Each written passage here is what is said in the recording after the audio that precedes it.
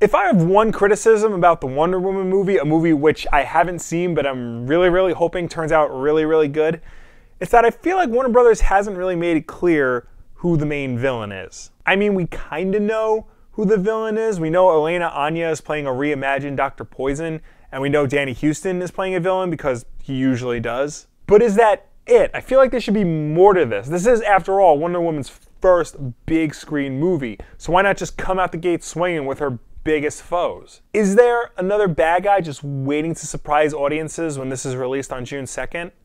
Maybe. Let's talk about Ares. So this episode is going to be based on theory and speculation for a movie which, once again, I have not yet seen. However, if this theory and speculation winds up being true, then this episode is going to be one massive spoiler. So consider this your spoiler alert for here on out. If you don't want to know anything, even if you don't want to know tangentially related theories, just skip it.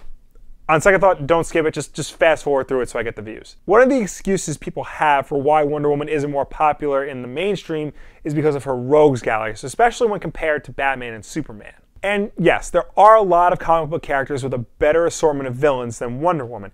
However, she's got a lot of great villains on her own, and I'd even say that she has more better villains than a lot of Marvel characters who have already gotten movies so far. I mean, there's Cheetah. She's been an adversary since the beginning. She was even on the old Super Friends cartoon. Dr. Cyber, who was her nemesis during what many consider to be the best story of her weird 60s mod period. Of course, the sorceress Circe. For the longest time, I thought Circe was her greatest adversary. That honor, however, goes to Ares, the Greek god of war. And I don't mean like an amalgamation or some guy who just calls himself Ares. I mean literally the Greek god of war. Since George Perez's 1986 reboot of the character, Ares has been the ultimate antagonist for Wonder Woman, the Joker to her Batman, or the Lex Luthor to her Superman. And it makes total sense. Ares is literally the exact opposite of Wonder Woman. He promotes war and violence, she promotes peace and love. He's a man, she's a woman. They're just too different. And I kind of get why Warner Brothers wouldn't want to put Wonder Woman's biggest adversary right in the first movie. Maybe save him for the sequel when things naturally get bigger. But you look at Sam Raimi's Spider-Man, Tim Burton's Batman, Richard Donner's Superman, and even the first Captain America movie, and they all use the main character's primary antagonist in those films to great effect, with plenty of room to go in sequels. And this movie takes place during a war, the Great War, in fact, so it would make total sense for Ares to be in this film, and it would explain why man is engulfed in such turmoil. But comic book movies are, if nothing else, all built around the surprise, especially these days. So maybe Ares is in the film, but Warner Brothers isn't making any official statement on it to surprise people. It was rumored for the longest time that Danny Houston was playing Ares, but now the word on the street is that David Thewlis is. He's playing a character called Sir Patrick, so that could just be his alias. Thewlis, however, describes Patrick as a very peaceful man who shares Diana's vision for the world. So maybe he isn't. I feel like we've become conditioned to expect either a reference to something or a twist in superhero movies that sometimes we're seeing things that just aren't there. Then again, the line of action figures that Mattel is putting out for this movie does include a Build-A-Figure of Ares. And if this is correct, and action figure lines sometimes are surprisingly accurate with revealing twists like this is what Ares is going to look like in the movie. Also, he has a Hot Wheels car.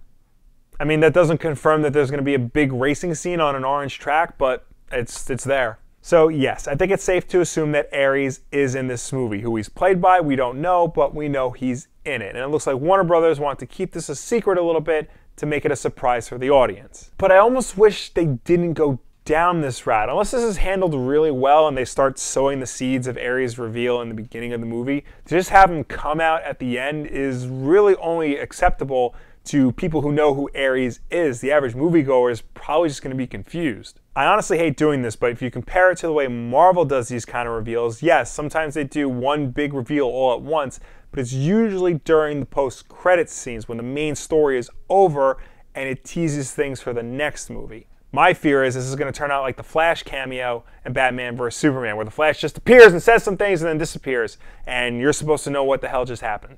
Also, is anyone else getting a little tired of big reveals like this? I'm not saying don't have them, but make them centered around the plot, not a character, especially not a character as important to Wonder Woman as Ares is. But all that said, I am glad that Ares is going to be in this movie. And if done right, he can be antagonizing her throughout her entire movie series, kind of like her own Loki, just not as sexy. It'd be a nice change of pace. Instead of cycling through villains movie after movie, just have one always there. It's not to say you can't introduce other villains. I'd love to see Cersei on the big screen. I think her and Ares would be a great team up.